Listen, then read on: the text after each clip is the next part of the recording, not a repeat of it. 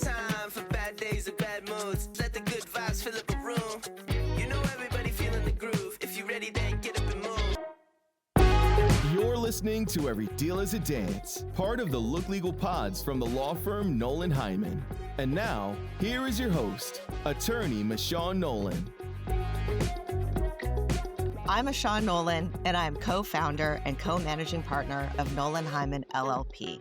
Before I was a lawyer, I was a dancer, and then I was a choreographer. And so it's not surprising that my law practice reflects dance principles of alignment and flow, especially when I'm working with my clients to monetize their creative ventures. And essentially what it means is aligning your abilities with your goals while at the same time balancing structure and reinvention. I want to make growing businesses less scary and less overwhelming for creators. So everyone I interview in this series is someone who has a story to tell about authenticity, about their reinvention, and their journey as a creative business maker. It is an opportunity to hear stories of alignment and flow in action.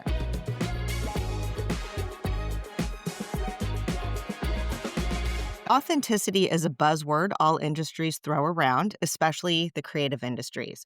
But authenticity is not just about being yourself. It's about doing a deep dive and knowing your values, your superpowers, and things you really suck at.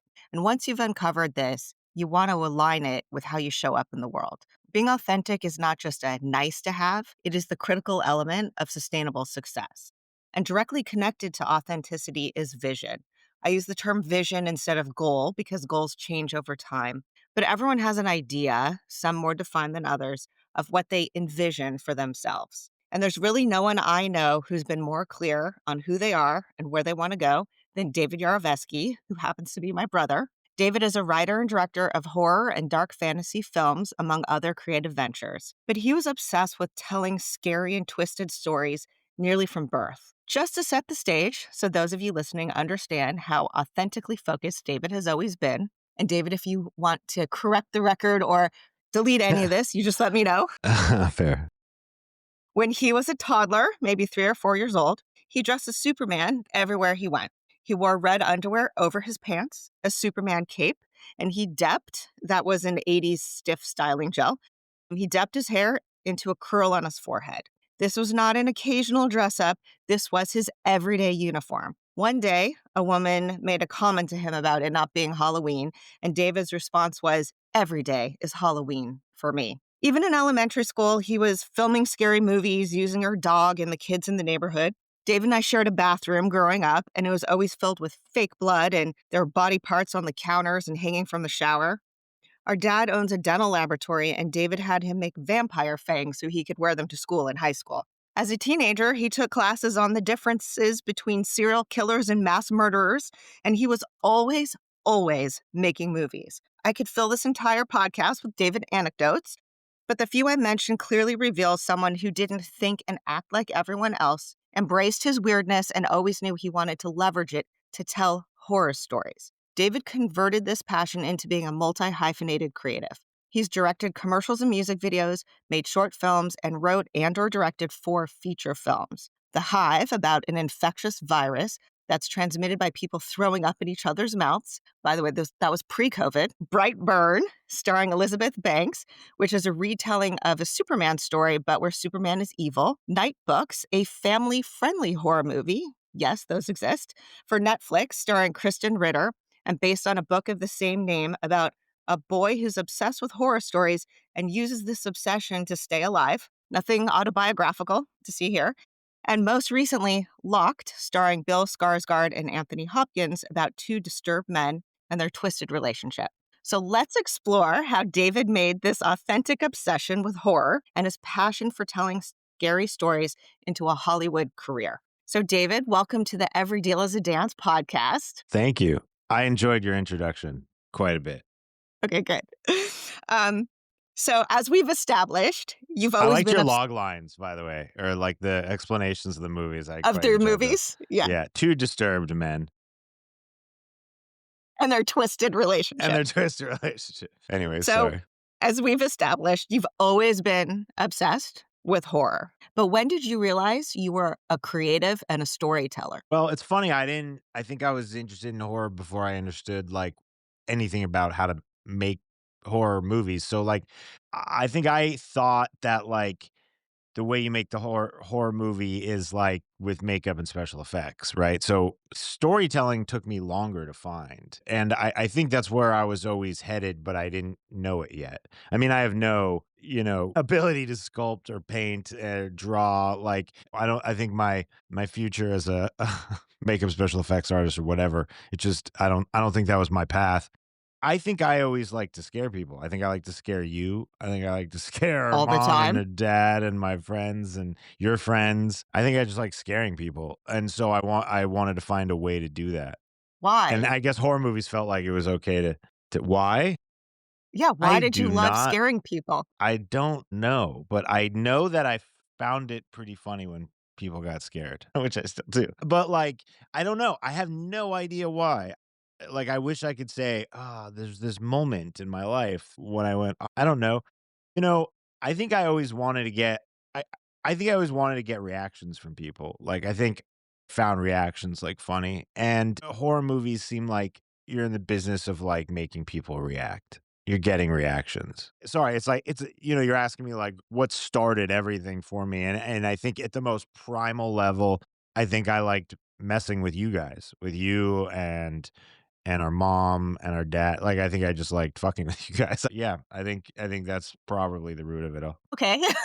And then, I didn't realize I played such a large role in this. Okay. Well, I just met on a movie that who knows if I'll do or not, but I did say to the producer that one of the things that made me laugh a lot when I was reading the script was the thought of you having to come to this premiere because I made it, so you would have to sit through the movie, and let me tell you, you would not have enjoyed that. It would have been a tour of hell for you. Yes, I have seen every one of David's movies, sometimes through my fingers, but, definitely I have seen every one of, your movies. But you did, I mean, you did scare all of us all along, and I think the kids in the neighborhood really loved it. I mean, they would line up for you to, create, blood effects on them and scare them and use them in your films. I mean, that was definitely the beginning. My wife and I, Autumn and I, scare each other or try to scare each other a lot, and I'll often film it at like a very fast, like a high frame rate, so I can get like the best shocked look on her face. And there's something really interesting that happens if you really watch it. Is at first, there's that like shock that like when you're screaming because you've been scared, but the next thing that happens if you just go a couple frames forward is a big grin, a big smile, like you got me, or like man, I can't believe there's like that moment, and I don't know, I think I was always chasing that moment. That moment makes me laugh. Well, I mean, it is tremendous impact, right? It's not just, "That's nice," or, "Oh, that was a nice moment," or, "That was pleasant." It's being scared is a huge emotional response. Yeah. Yeah, that's true. It's also like things are actually scary in the world.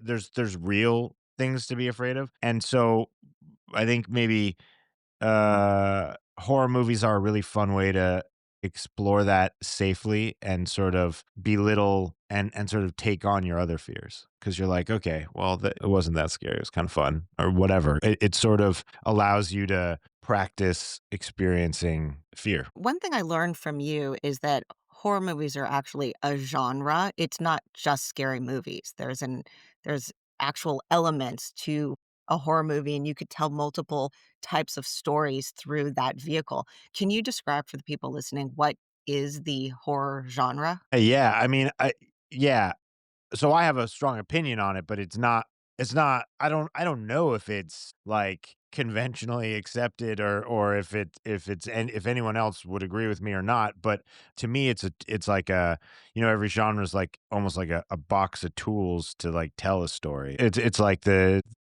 bones of what a story is. And so like every scene in every movie to some degree has a genre, and it might not be the genre of the movie.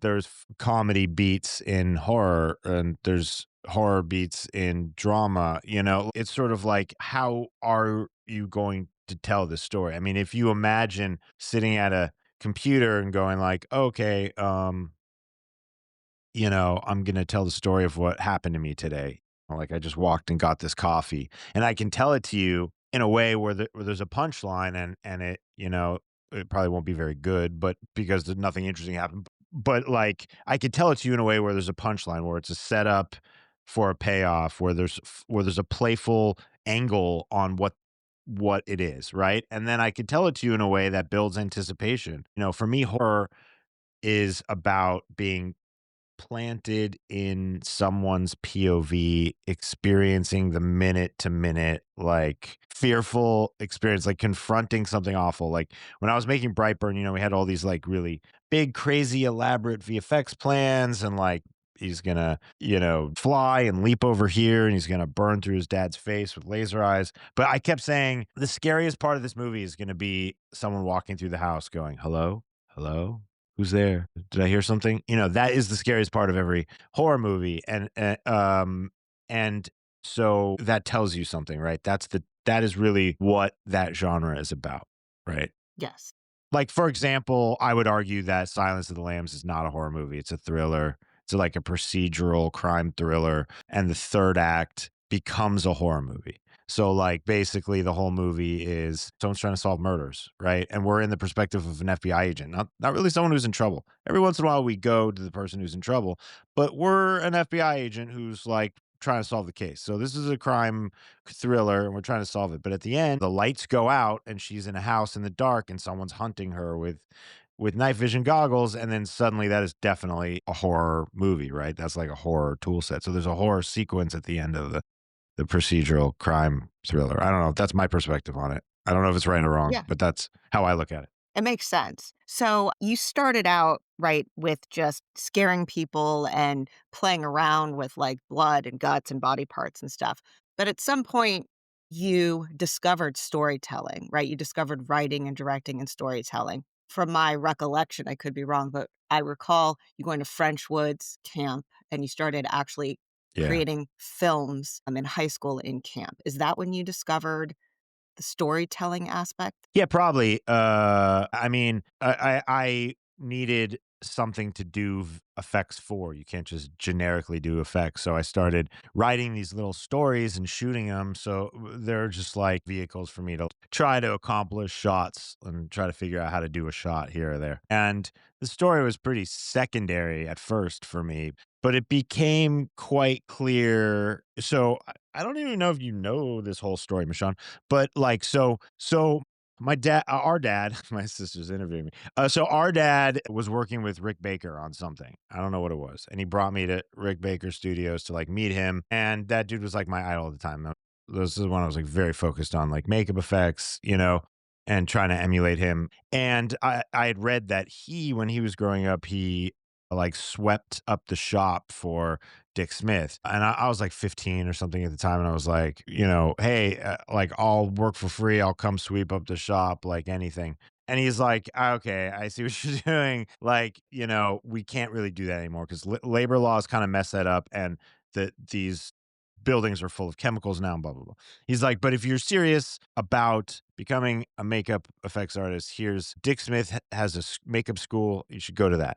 Okay, he gave me the number, and then I was terrified to call that number for a very long time. And then, like one day on like a Sunday, maybe a couple weeks later, I called on a Sunday because I think I didn't want anyone to actually pick up. Like I just wanted to see if it actually was.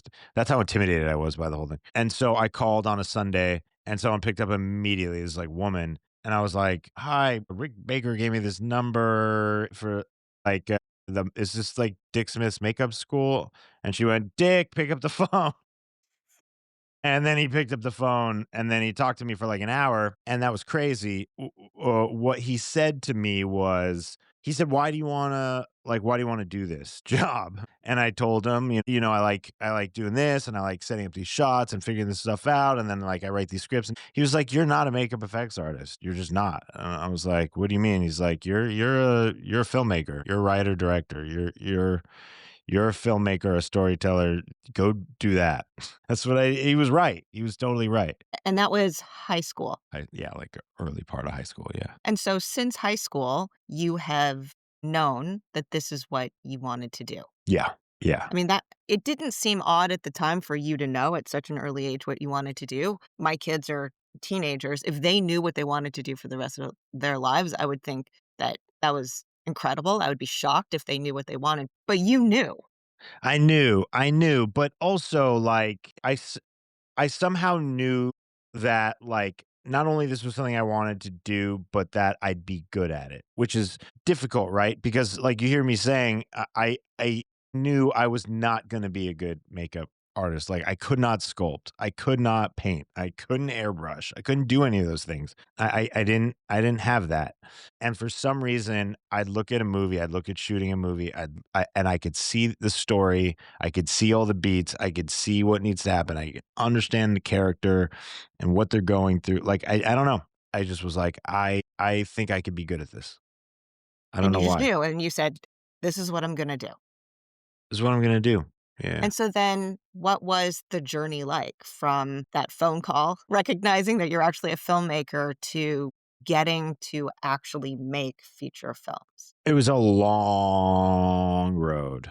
Like, if you consider that I was making things in middle school, right? But let's say high school. And then I actually made my first film when I was 34, was when I shot the first feature.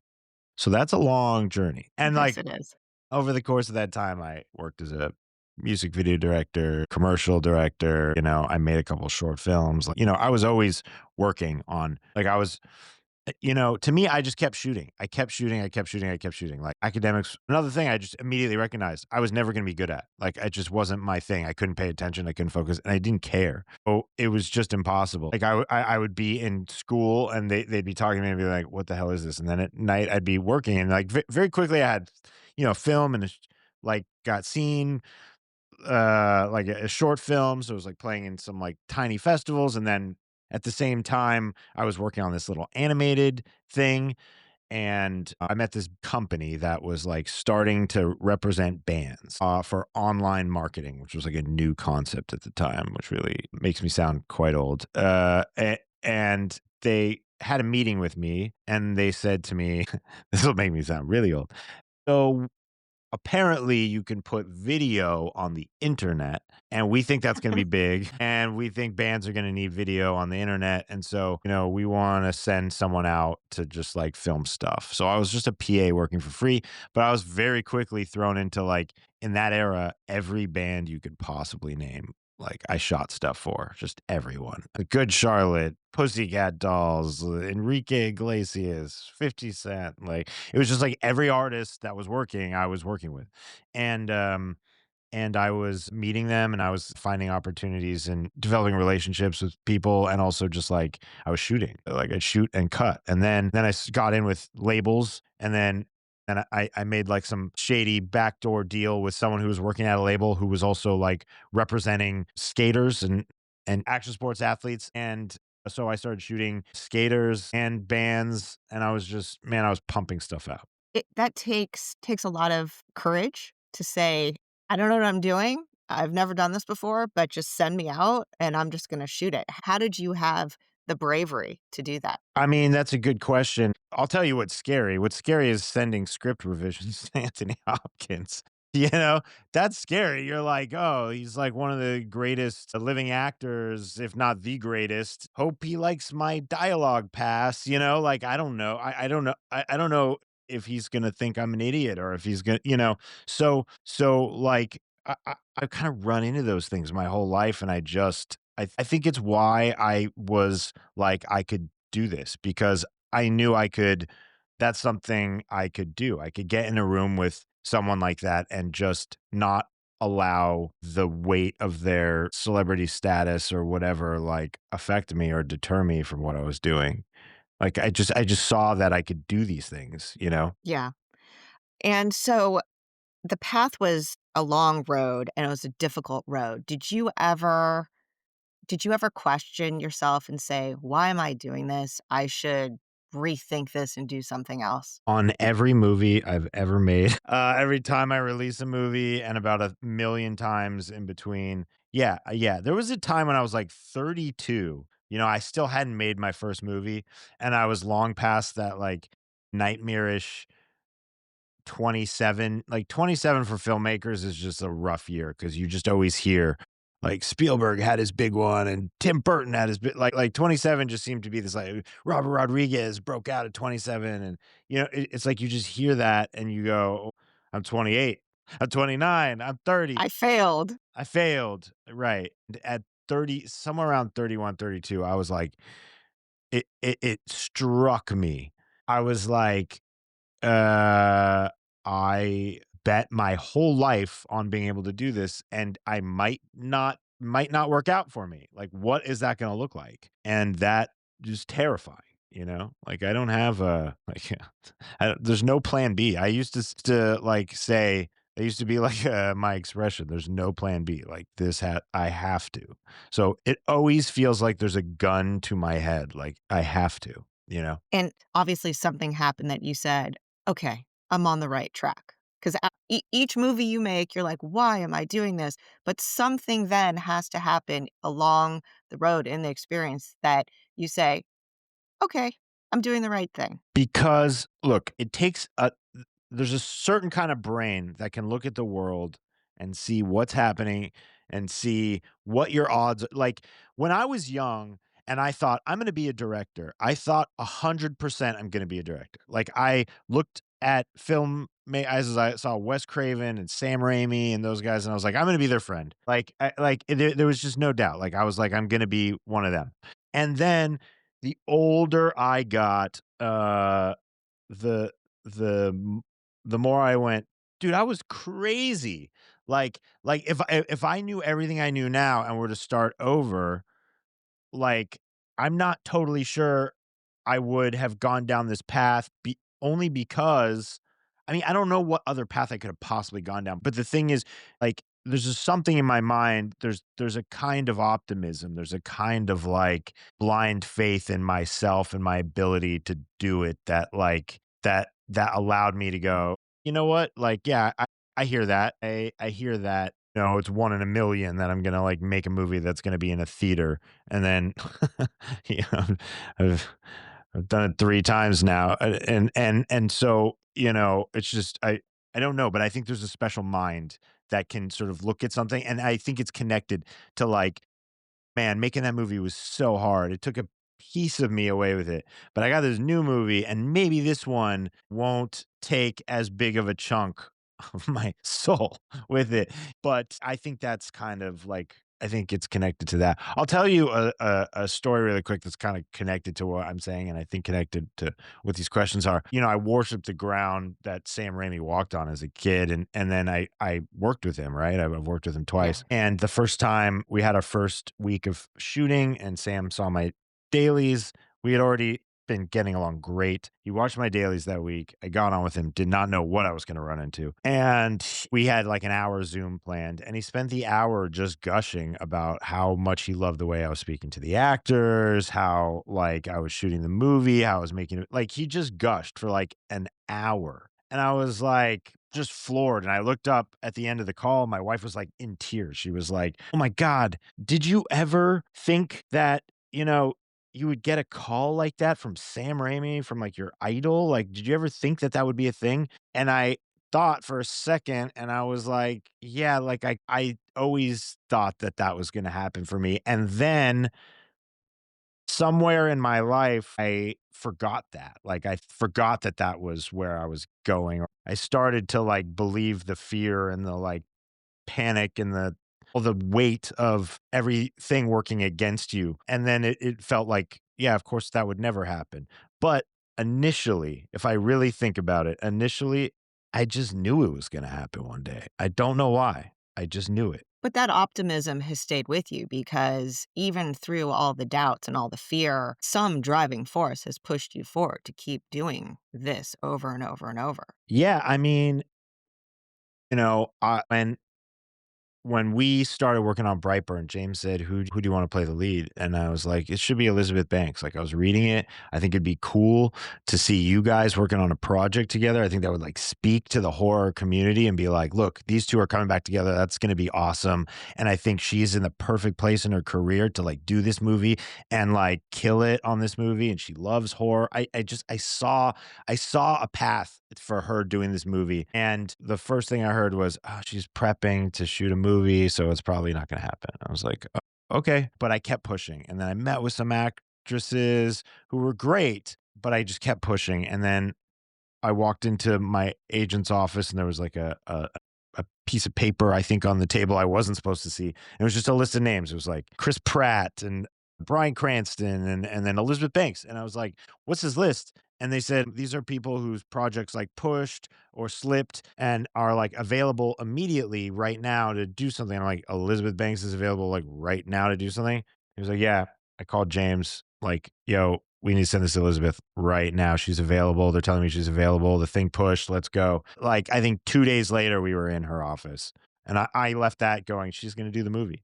And still everyone was like, we got to make a deal. We got to do this. We got to do this. But I looked at her. She was excited about the script. She was excited about the project. She really like got it. And I was like, she's going to do the movie. Like, we'll work it out. I know. So whatever that thing is, it's been wrong many times. You know, I've been totally wrong about things, but the belief helps like push it into reality, if that makes any sense. Yeah, and so I visited you on set for Locked, and you were the calmest person on set. Like everyone is pulling on you and they have a million things and you were always so stable and nothing really shook you.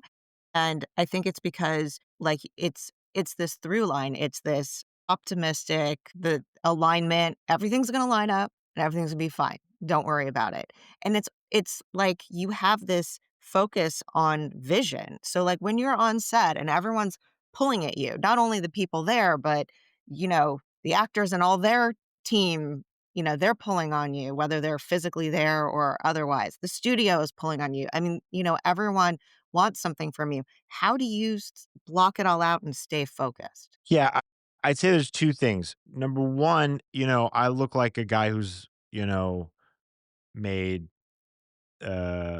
four movies now. It's just like, oh, which in the terms of a career of a filmmaker, maybe that's not that many. And so you're like, oh, kind of like a newer filmmaker, but I've spent a decade shooting music videos and being on set and shooting commercials and shooting and then before that, shooting endless seas of content for so many people. And so to me, I look around, I see 200 people working on set, and I'm like, okay, but I remember when it was three of us.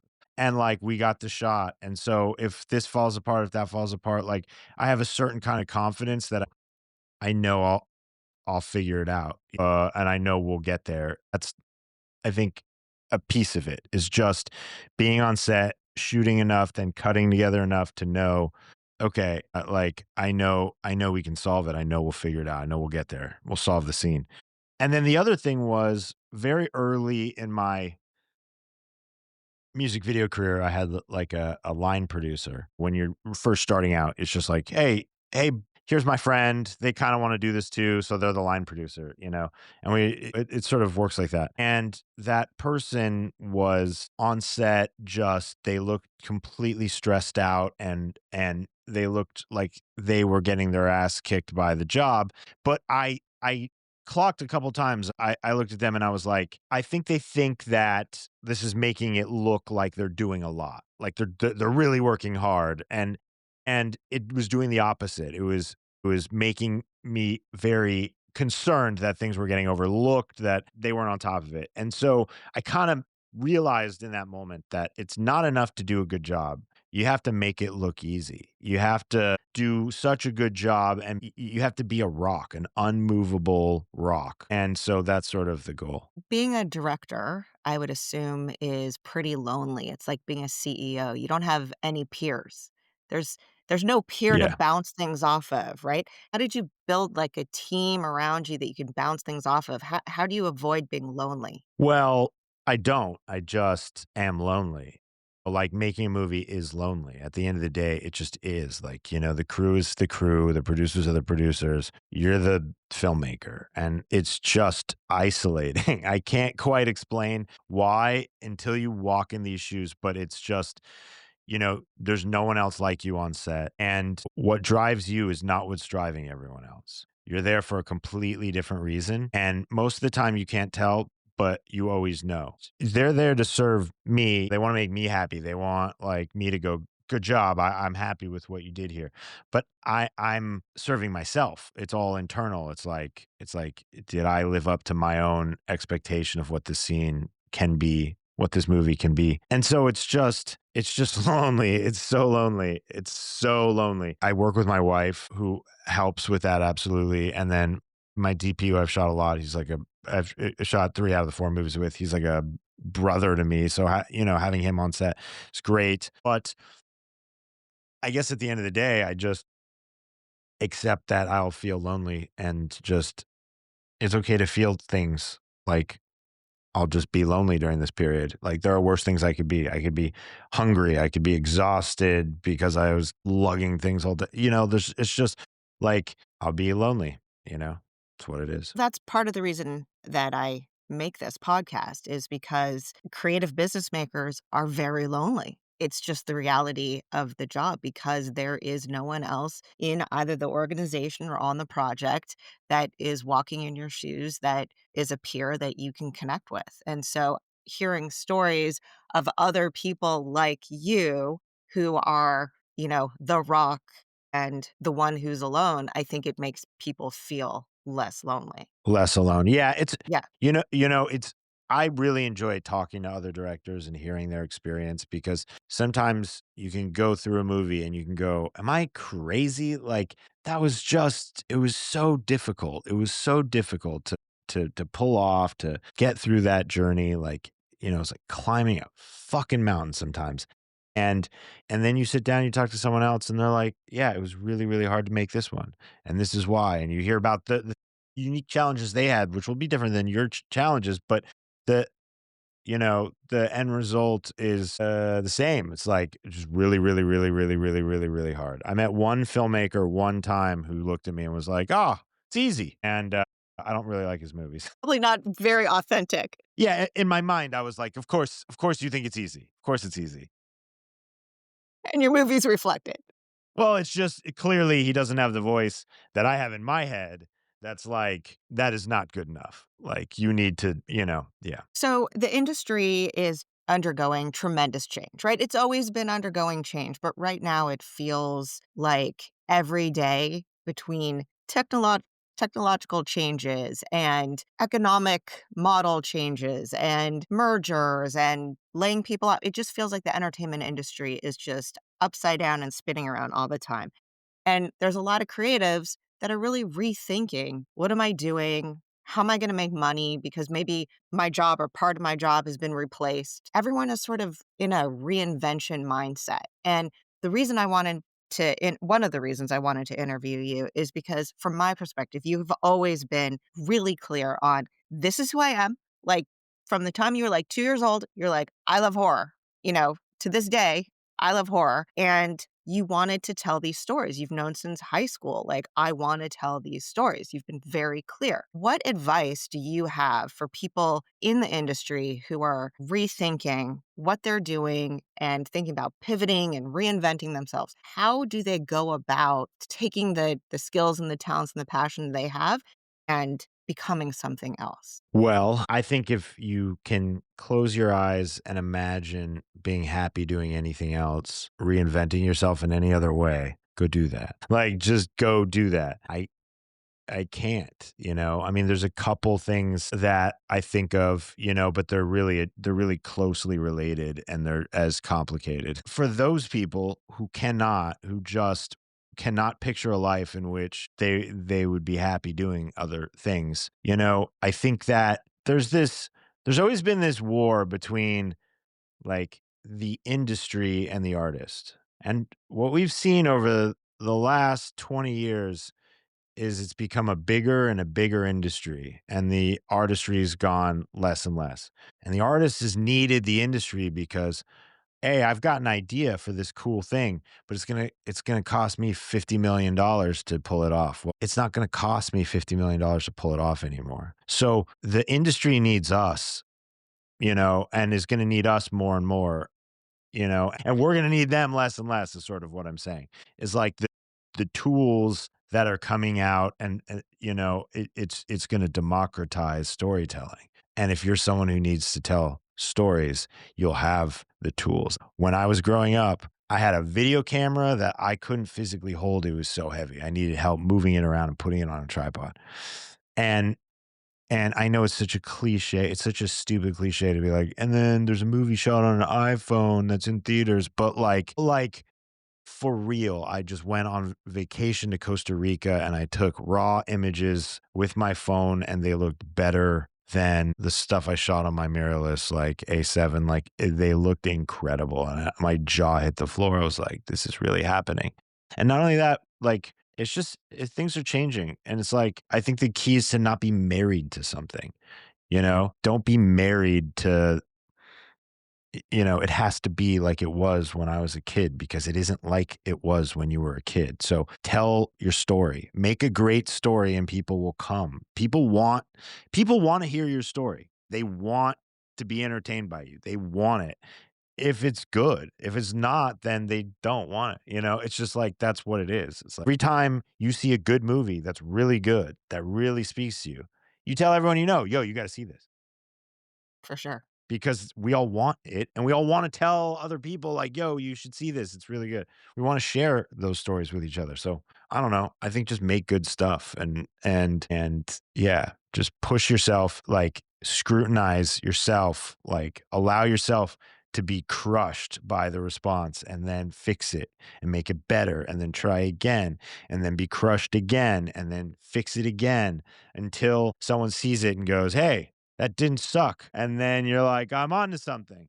David, thank you very much. I really appreciate your time and sharing your insights and your story with us. Yeah, I'm happy to. This was really fun. Thank you. Thanks for listening to Every Deal is a Dance. If you've enjoyed the show, please share with other creative business makers and kindly rate and review us on your favorite podcast platform. For more information on how we can help with your own legal needs, check out our services at nolanheiman.com. That's NOLANHEIMANN.com.